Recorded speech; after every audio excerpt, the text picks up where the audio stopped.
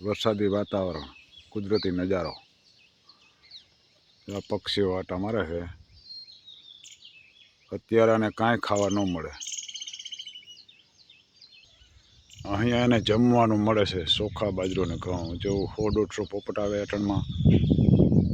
સુગરા છે, સવારમાં આવી ગયા. હવે પોપટી છે અને પારેવા. વરસાદનું કાંઈ ન મળે.